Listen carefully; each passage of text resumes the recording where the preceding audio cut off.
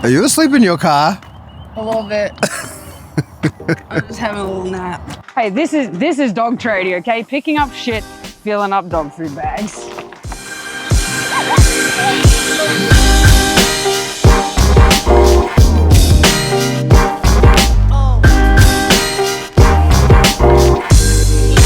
It's very, very early. Going tracking. What's the point of this session? Hang on, Centaur. Good boy. The tracking session is, we're coming to the end of introducing, Centaur. Free. Coming to the end of introducing multiple articles. So they've shown understanding now that they must stop at every article. Peter's started to slow down on the track to pay more attention now. Parker has stopped turning it into shaping sessions. His article indication is still a little bit sloppy.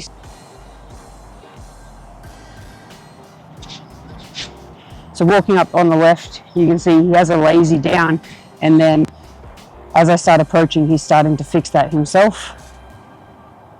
So potentially varying which side I approach him on can straighten that up without too much assistance from me actually physically adapting him.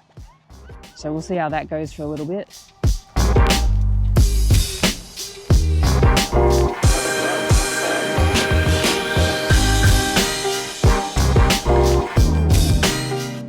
So that's the other way I can help come down the line, block his hip from going into that lazy flopping position. But I'd like less help from me if I can. Tracking. Welcome back. It's week 18 with Peter and Parker. We've just been tracking. Yeah, I'm really happy with how it went, actually. Slowly progressing. They progress very, very differently as they are now in most of the things that we're working on. Peter's going nice and slow. He's concentrating. He understands he needs to stop at each article. The hardest thing, and it's a nice indication, like it's nice and straight and everything. But the thing that I need to stay on top of with him is once he's indicating and I give him some of the reward, as soon as he finishes that reward and I'm about to drop the next piece, he wants to keep on going really quickly and sometimes might even want to leave the food to keep doing the track. So it's to go, hey man, you need to continue doing this indication until I tell you to continue. So that's the challenge for him. But the rest of the tracking is really nice, the indication and everything.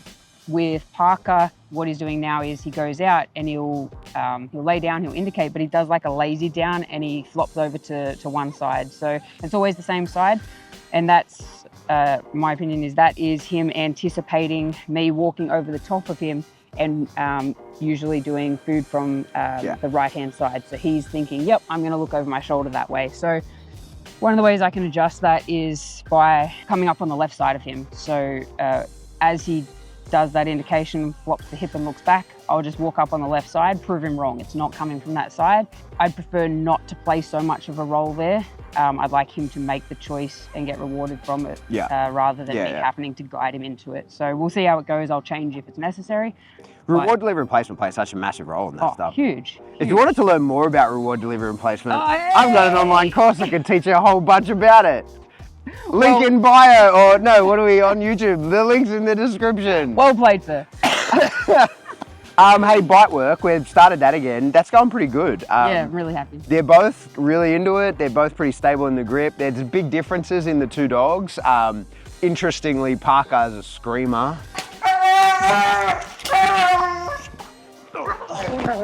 We have a cow, apparently.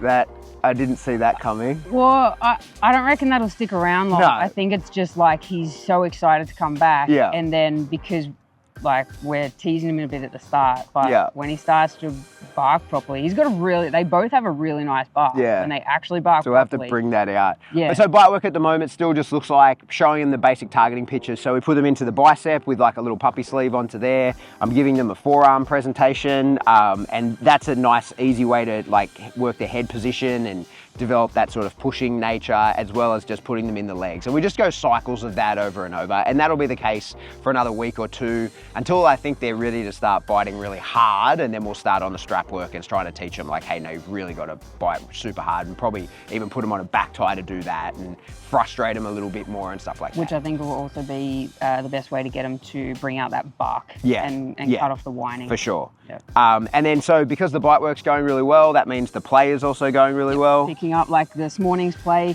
Parker wasn't really into it because I wasn't playing intense enough for him.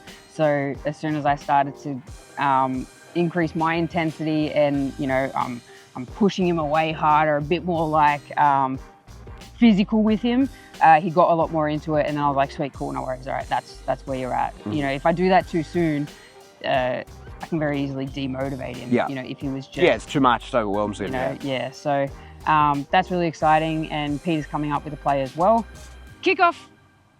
Haha, good boy. Ooh, you got it, good boy. Yeah, you did so well. He was thinking about running to the guy.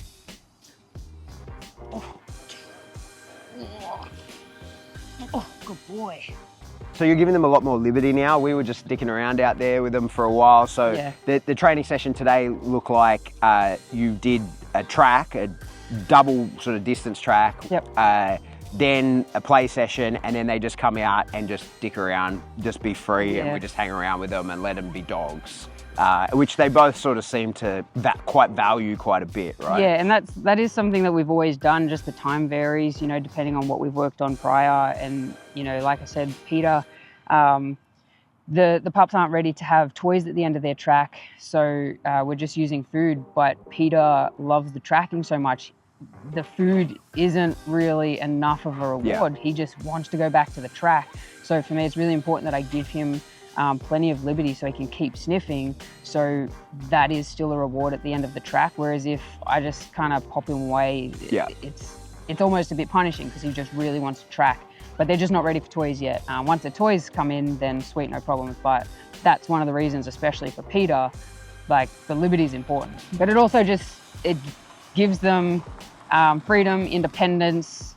It's more of an outlet, means they're going to settle easier at home and things like that as well. And so you've been taking them on bushwalks still, and they're... Yeah, took them on a bushwalk again the other day, and that was funny. Peter, I wish I got more footage of Peter. He was actually quite funny.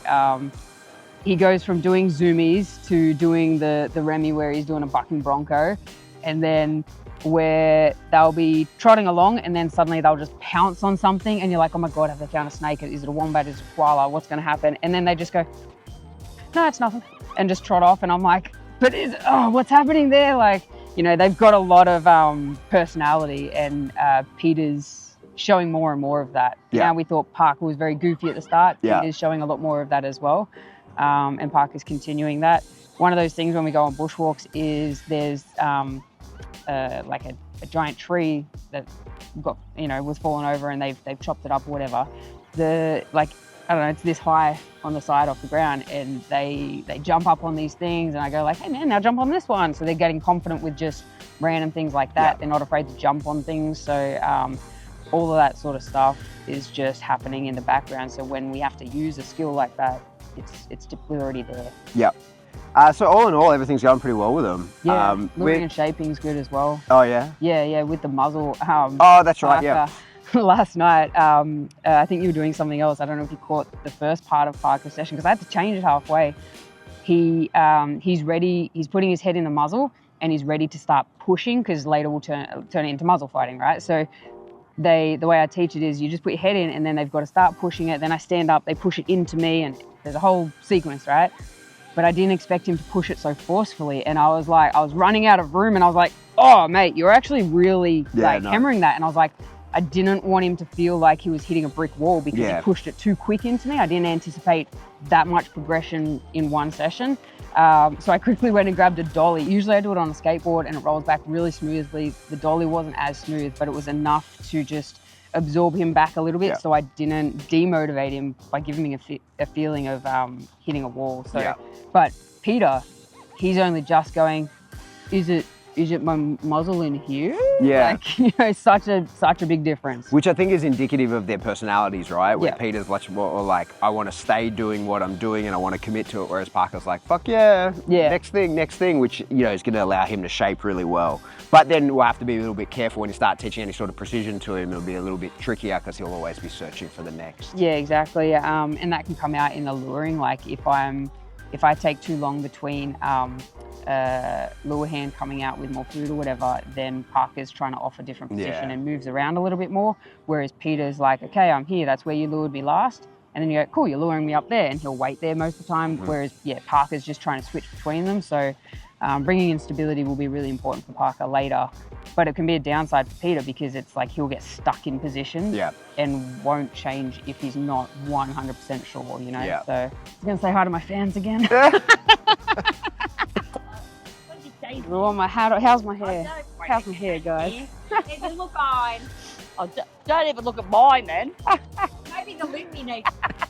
They're finishing their All right, that's it for another week, Peter and Parker. So if you're watching this stuff, let us know in the comments the sort of things you want to see now that real training is actually happening. They're not just little babies that we're waiting to grow up. We're actually doing stuff. So the sort of content you want to see, let us know. We'll be able to, if we can facilitate, make it. As always, over me right now, there's both our profiles. You can check us both out. Follow us here on YouTube, as well as over Jazz. There's all the videos that got us to this point with Peter and Parker. We're at 18 of them now, as well as another video that YouTube thinks that you might like. That's it. Goodbye.